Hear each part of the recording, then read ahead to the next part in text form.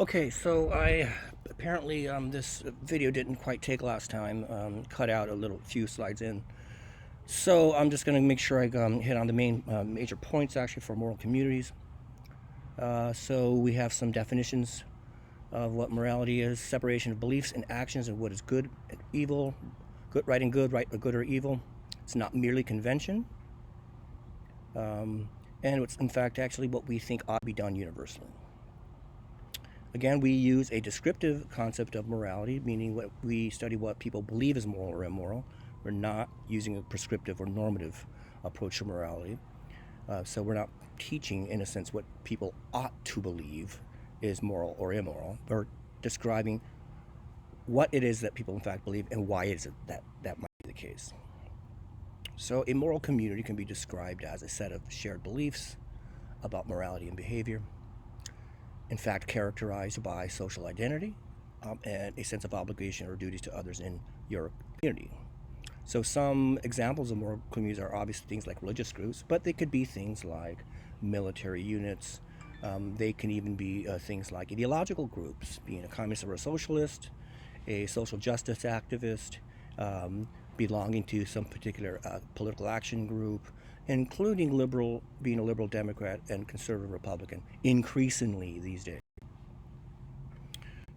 Okay, so just a brief reminder, in fact, actually, what left and right means.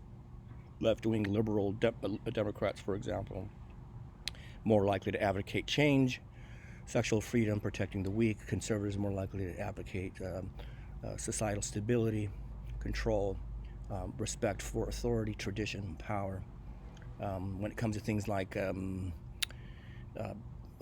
criminals, liberals emphasize things like rehabilitation, and conservatives more for punishment. So you can think of liberals as being a soft and nurturing parent, conservatives being a strict parent.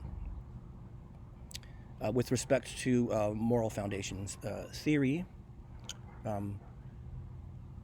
conservatives tend to use all five of these foundations, whereas liberals tend to emphasize only two, don't really emphasize much for in-group loyalty, authority, or purity, except when it comes to things like the environment.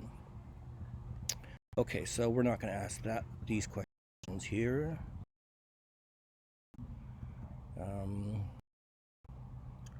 Usually people say that I try to not brainwash students in this class, and that's definitely my goal, typically. Okay, so liberal Democrats and conservative Republicans, we can actually think of moral communities in the following way. Moral communities actually embed their reasoning in what we call sacred values. Sacred values are things that possess infinite or transcendent significance. That precludes trade-offs with secular values. For example, you don't think it's actually okay to sell your grandmother into slavery, even if you could make a lot of money off of her. Moral communities bind us within our communities. They blind us to painful truths or constructive compromise, and they blind us to our own reasoning bias. We can actually call this a confirmation bias that we're prone to. We attend to information that supports our own view, and we attend to information that disconfirms the opponent's views while ignoring disconfirming information of our own views. We call that a disconfirmation. It's a kind of confirmation bias.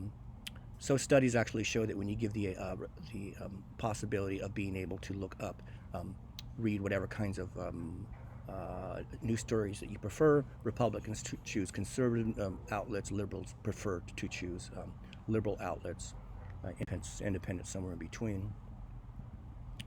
A reminder actually that this is dovetails what we in fact actually call the naturalistic fallacy and the moralistic fallacy.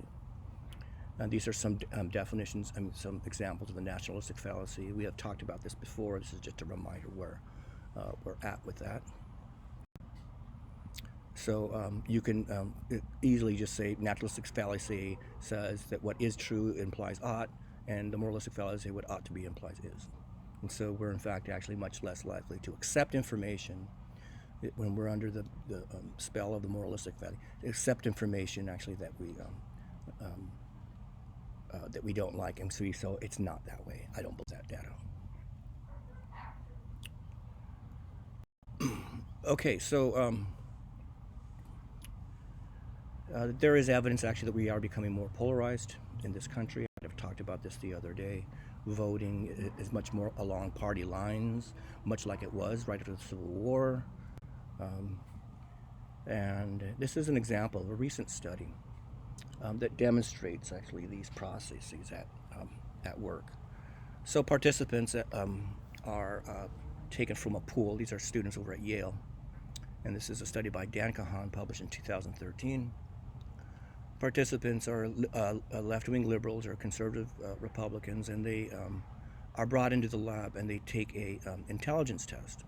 And then they're told that the intelligence test validates liberal ideology, meaning that if you score high in the test, people that score high in the test actually tend to be more liberal-minded. And then they're in another condition, they're told, these are both liberals and conservatives, in another condition told that the IQ test correlates with being conservative. Right? And then in there's a controlled group where actually they're not told anything about the intelligence test, and they're told, okay, to what extent do you think this test is a valid of your thoughtfulness? To what extent do you think this is a valid test of your thoughtfulness? Okay, so we have a control condition. There's no real difference actually between liberals and conservatives. When they're told in the condition where they're told that the IQ test correlates with being liberal, then this in fact actually validates liberal sense of identity, and they say, yes, I believe that the test is more valid, more so than they would if they were not told that. Okay, and conservatives not having it. However, when you tell people that the IQ test correlates with being conservative, then conservatives start saying, yes, it is valid, and not so much for liberals. Liberals aren't having it. So you see, in fact, actually here, liberals being biased towards saying that they're accepting these facts, this fact of that the IQ test is valid if it validates their worldview, but not when it doesn't. Same thing for conservatives. The effect here is actually larger for liberals than it is for conservatives sometimes. The effect is strongest actually for students who are actually scored very well on the cognition test, right? So being smart doesn't mean that you're less likely to delude yourself. So we are prone to biases, particularly if, at least in this study, if we're smart and we're liberal. Okay, so we can call this a confirmation bias, right? We're accepting things when they accept, and then with any disconfirmation, then we don't accept the facts actually when they go against our worldview, right?